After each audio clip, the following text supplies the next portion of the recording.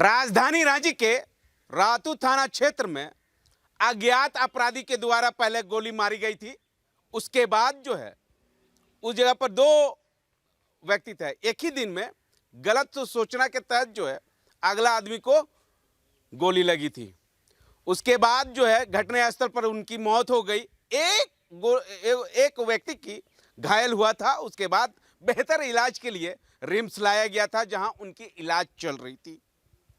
और आज सुबह जो है उनकी मौत हो गई है। उनकी बड़ बेटी है, उनसे जानने की कोशिश करेंगे। बताया जा रहा है कि जमीन विवाद को लेकर उनकी जो है गोली मारी गई थी। उसके बाद जो है बताया जा रहा है कि कई डिसमिल या कई एकड़ के कारण जो है ये विवाद हुई थी। और उसके बाद विवाद के कारण जो है लगातार जो है उन लोगों को धमकियां भी मिल रही थी। उसके बाद जो है परिजन के ओर से रातू थाना में एक लिखित आवेदन भी दी गई थी। लेकिन सवाल यह है कार्रवाई कितना हुआ कितना नहीं, हम उनके बेटी से ही जानने की कोशिश करेंगे।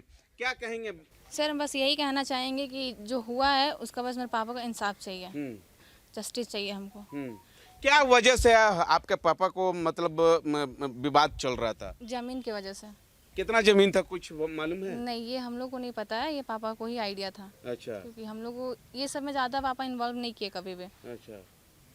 इसमें एक आपको मालूम होगा कि गलत व्यक्ति का भी शिकार हो गया था। आपका पापा को मारने आए थे लेकिन गलत व्यक्ति को भी गोली मार दिया गया था। जी सर, क्योंकि जो शूटर थे जिनको इन्फॉर्म किया गया था उनको ये इन्फॉर्म किया गया था कि वो वाइट कलर का शर्ट पहन के आएंगे।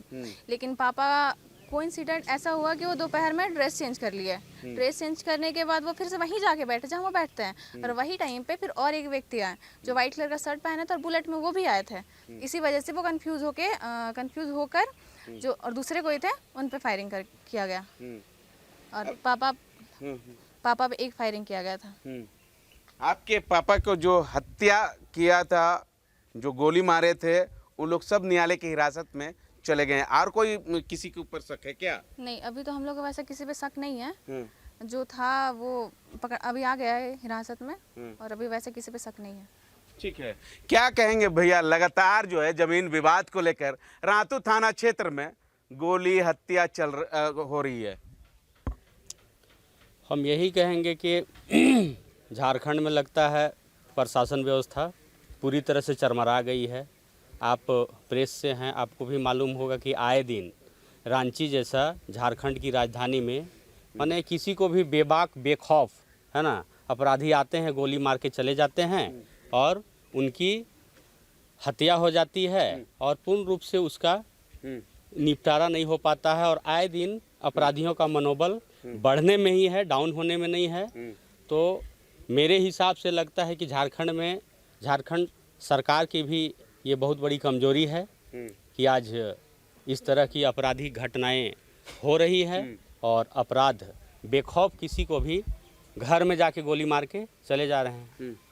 भैया सवाल ये है, आखिर कब तक जमीन विवाद के कारण गोलीकांड, उसके बाद जो है रंगदारी अगर नहीं दीजिएगा तो गोली मार दिया जाएगा, अगर आप जो है पैसा उसा नहीं दीजिएगा लूट पाट कर लेता है। कब तक आखिर जो झारखंड का व्यक्ति है उन लोगों को कब तक जो है ये अपराधी लोगों से मुफ्त मिलेगा?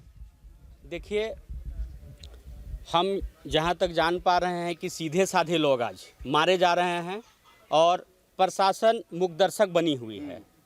प्रशासन के तरफ से ऐसा कोई ठोस कार्रवाई नहीं हो पाती है, जिसके कारण अपराधियों का मनोबल लगातार बढ़ते चला जा रहा है। और आज किसी को घर में घुस के गोली मारा जा रहा है, किसी को रोड पे मारा जा रहा है, किसी से रंगदारी वसूलने का नाम पे मारा जा रहा है, किसी को जमीन विवाद पे मारा जा रहा है और ऐसा ठोस कोई कार्रवाई नहीं होता है।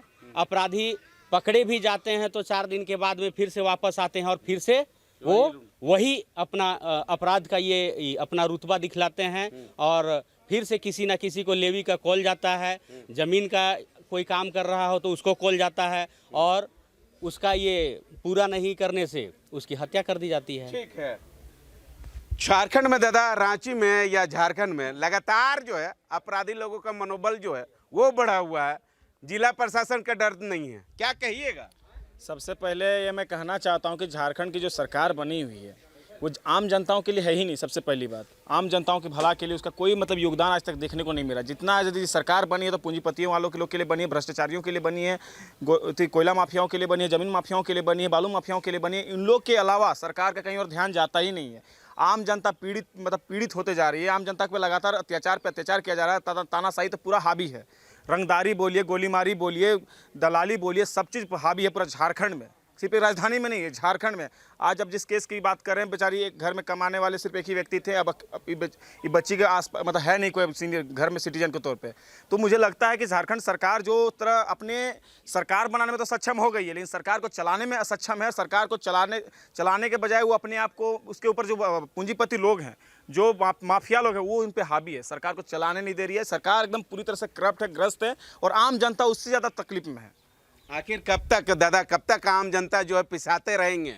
यही तो मतलब सोचने में हम लोग मजबूर हैं कि हम लोग कब तक ये शोषण हम लोग पे होते रहेगा, कब तक हम लोग ये झेलाते रहेंगे। झारखंड सरकार पूरी तरह से करप्ट सरकार है, पूरी तरह से चोर सरकार है, पूरी तरह से रंगदार ही लेने वाली सरकार है। आप ये सिर्फ सरकार की गलती नहीं, सरकार से लेके आप चले ये सीओ, बीडीओ, मतलब पदाधिकारी जितने को है, ब्यूरोक्रेट्स में जितने को, सब के सब करप्ट हो चुके हैं। हम लोग बोकारो में भी देखिए डीसी करप्ट, यहाँ रांची राजधानी में भी ये सब के सब, थाना से लेके आप सीओ चले जाइए, बीडीओ चले जाइए, सब के सब करप्ट है। हाल ही में ये आपका पंडरा में हुआ है कल कांड की, थाना वाला को जो मारपीट हुआ, थाना वाला को जला दिया गया। उसमें एक केस था कि कोई गाड़ी सड़क दुर्घटना वाला था, उसका 2 सप्ताह से अबव हो गया था। थाना वाला पैसा लेके शांति से छोड़ दिया हुआ था, लेकिन ग्रामीण जब भड़के तो उसमें अब एक्शन हो रही है। तो ये सरकार कहीं ना कहीं खाली शोषण अगर कर रही है तो आम जनता को कर रही है, गरीब लोगों को कर रही है, पीड़ित लोगों को कर रही है, आदिवासियों को कर रही है, छात्रों को कर रही है। जो माफिया है, जिनके पास पूंजीपति, जिनके पास पैसा है, उनको कुछ फर्क नहीं पड़ता, उन लोगों को कोई एक्शन नहीं लिया जा रहा है सरकार द्वारा। तो आपने सुना कि आम जनता का कहना यह है कि आखिर कब तक जो है आम जनता जो है झारखंड में सुरक्षित महसूस करेंगे। लगातार देखा जा रहा है कि जमीन विवाद के लेकर गोलीकांड, उसके बाद जो है रंगदारी, उसके बाद जो है छिनतई। अगर छीनने भी जा रहे हैं, अगर छिनतई नहीं करने दिए तो गोली खाइए। लगातार जो है झारखंड में ये सब मामला जो है सामने आ रहा है। अब देखना होगा कि रांची जिला प्रशासन जो है ये सब के ऊपर लगाम लगा पाती है, या रांची शहर में ऐसी हत्या का सिलसिला चलते रहेगा। सहयोगी रवि के साथ मिरर मीडिया, मुर्शिद, रांची।